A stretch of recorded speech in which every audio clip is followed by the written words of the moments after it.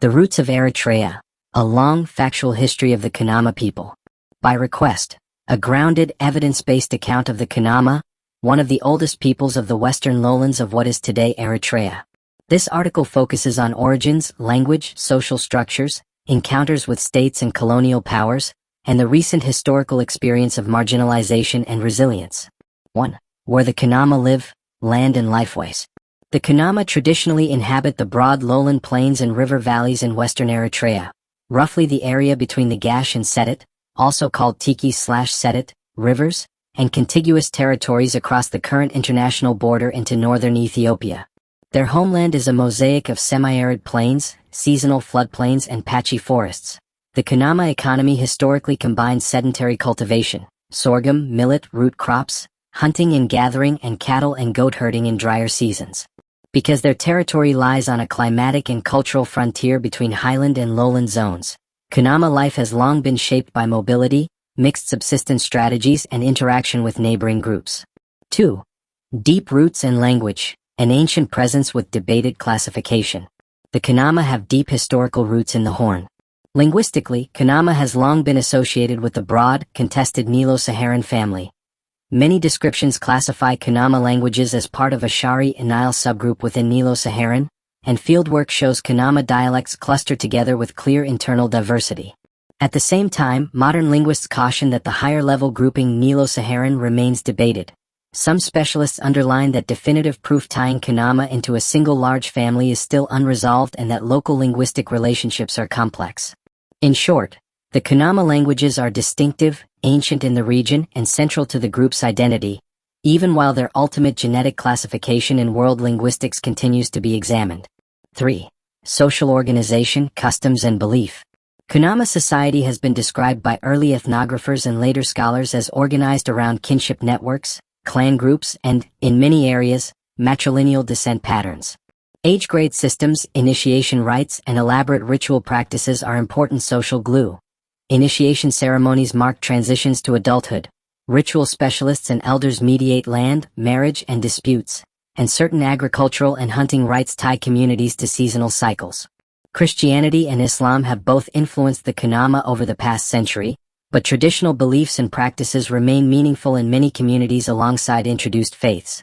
The Eritrean ministry and cultural write-ups document initiation rites and communal ceremonies that continue to be performed today. 4. Early external contacts, trade, raids, and shifting frontiers. Because the Kunama live in a frontier zone, their history has long included contact, peaceful and violent, with neighbors and state actors. Over centuries, lowland peoples in the Western Horn experienced slave raids and slave trading across the region, pressure from neighboring pastoralists, and influence from the great polities of the highlands and the Red Sea littoral. The Kunama's western position meant they were sometimes outside the tight political control of highland kingdoms, such as medieval Aksum and later Ethiopian polities, but they were not immune to external pressures. Episodes of raiding, debt servitude, and migration punctuated the pre-colonial centuries. 5. The colonial period, Italian rule and its mixed legacy. Italian expansion into the Red Sea coast and hinterland in the late 19th and early 20th centuries brought the Kunama region into the map of modern colonial Eritrea. Italian administration sometimes reached into the western lowlands through explorers, missionaries, and colonial officials. For many Kunama, Italian rule produced a paradox. In some local accounts, the Italians provided a degree of security against slave raiders and rival groups, and they introduced administrative structures, roads, and mission schooling in limited pockets. At the same time, colonial penetration also disrupted local institutions and introduced new inequalities. Early ethnographic monographs from the Italian period, for example works by Alberto Polera and others, remain important sources on Kunama social life in the early 20th century. 6. The Liberation Era, post-colonial conflict, and the 20th century. The mid-20th century was tumultuous throughout Eritrea.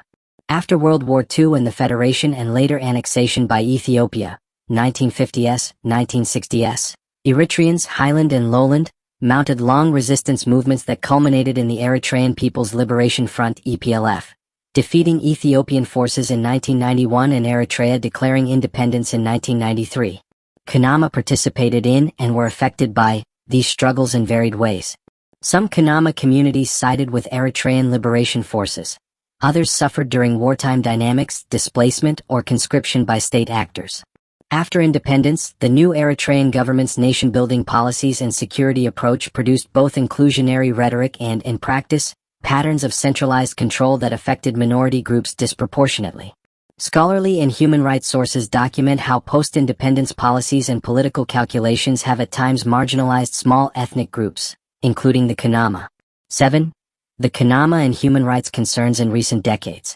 From the 1990s onward, several international human rights reports and academic studies have flagged specific concerns about the treatment of the Kunama. Reports by minority rights organizations, foreign governments, and human rights NGOs cite instances of displacement from traditional lands, restrictions on movement, detention, and discriminatory practices, sometimes linked to accusations by state actors that segments of the Kunama collaborated with Ethiopian forces during particular conflicts. Scholars have analyzed these dynamics as part of a broader pattern in which small frontier minorities in Eritrea face political and cultural marginalization amid a highly securitized state. These documented patterns do not erase Kunama agency or resilience. They do, however, explain why Kunama communities today often live under considerable pressure, with many seeking refuge or emigrating abroad in search of safety and opportunity. 8. Culture, identity, and continuity. Despite centuries of external pressures, the Kunama have preserved distinctive cultural forms, language, music, dance, ritual dress, and oral traditions. Initiation ceremonies, harvest rites, and communal dancing remain vehicles for transmission of history and identity. In the diaspora, Kunama communities maintain these practices and use them to knit social ties across borders. Artists, photographers, and community organizations have documented Kunama life in photographs and films.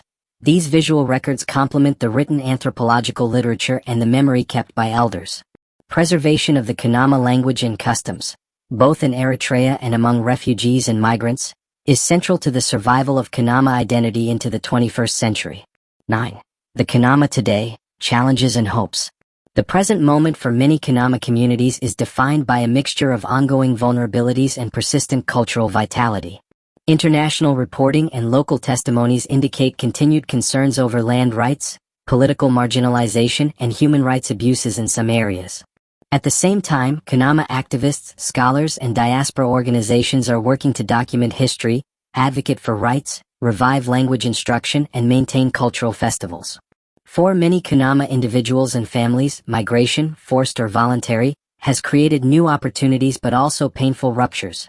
Maintaining ties to homeland and ritual practice becomes a priority for community survival.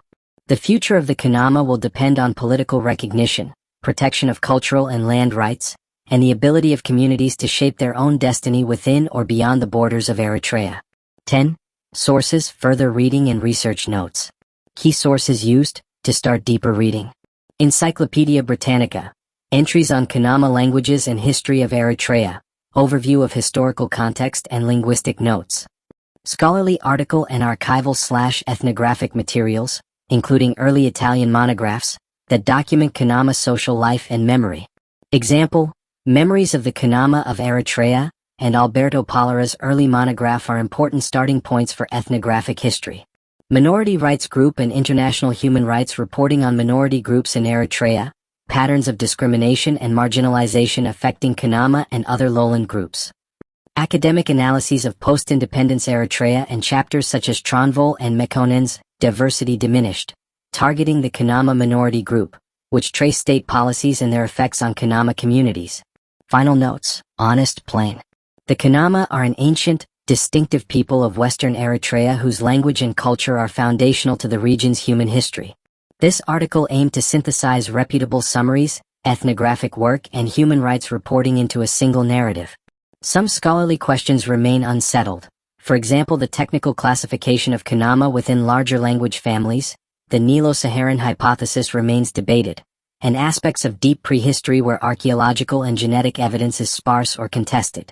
Where scholarship debates specifics, I flag that uncertainty rather than asserting unverified claims. If you want, I can now expand any section into a longer, fully referenced academic draft with footnotes. Assemble a bibliography with direct links and archival references. Produce a version in Tigrinya, Kunama, if you provide translations or corrections, or another language. Collect photographs and oral history excerpts with careful rights and source notes to illustrate cultural practices.